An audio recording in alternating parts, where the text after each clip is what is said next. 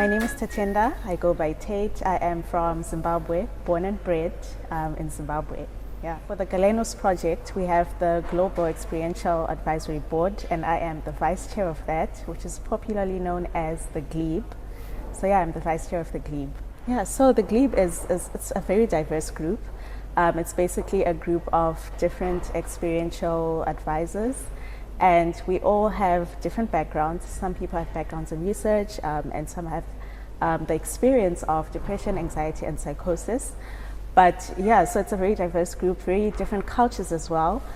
We have, I think we're basically, it is very much global, as the name suggests. You know, we have people from all over the world. We have people in Indonesia and the Philippines and Nigeria, myself, Zimbabwe, David, United Kingdom. We have Larry in Canada as well. So it's a very diverse group of people. But I think one common thing that we share is that that motivation, or that willingness to actually bring change to the way we approach treatment in the mental health space. You know, so all of this experience that we have, including the research aspect that these people bring to the table, is very useful in then, you know, approaching how we can actually bring effective treatment to people who have mental health issues, even on a diverse kind of scale. So yeah, I mean, in the beginning, you know, because we all didn't have an idea of who was who. I think it was very much, we felt very much like strangers, you know, but I think over time now, because I'm sure the GLEAB has been up and running for about 3 months now. So over time, David actually created a WhatsApp group for us where we actually interact and communicate. So it's not just about our tasks within the GLEAB, but also just sharing about our daily lives, you know, our daily struggles, just, you know, getting to know the people within the GLEAB.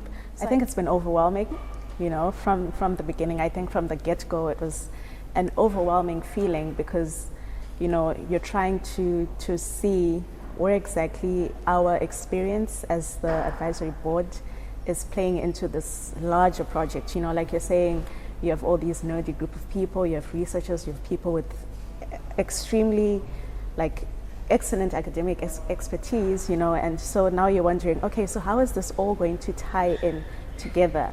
You know, so I think that has been what has been the most challenging part of it, is trying to really see, okay, fine.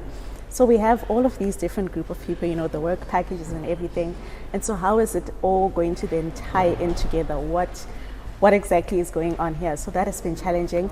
But I think one rewarding thing, you know, going back to the GLEAB, has been getting to network and meet with all of these different people. So, you know, you have all of these diverse group of people, the different perspectives, even within the other work packages, you know, like this meeting that we're having, getting to actually meet the researchers and hearing how they're viewing, you know, their part of the project from their perspective has been quite rewarding.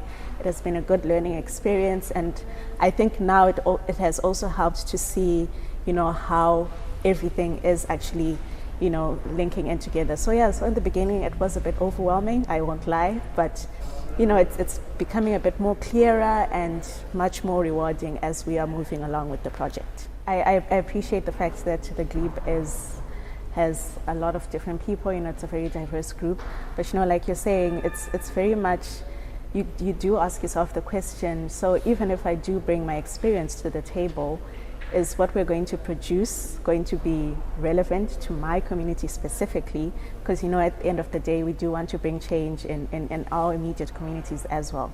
So I think one thing that has helped me, I think, sort of calm that sort of question in my mind is thinking about the fact that, fine, we do bring all of these different perspectives and our experience to the table, but I think because we're now all working together to develop the same, I guess, language in some sense with the researchers and everything, I think that even when we then get to the stage where we're supposed to bring this information to our communities to see the relevance of this information, we can effectively do that, because I know that, okay, fine, my community, this is what speaks to my community, you know, and with the language that we have developed, probably with the co-production and everything of the LSRs, I think this is how it can be integrated to my community.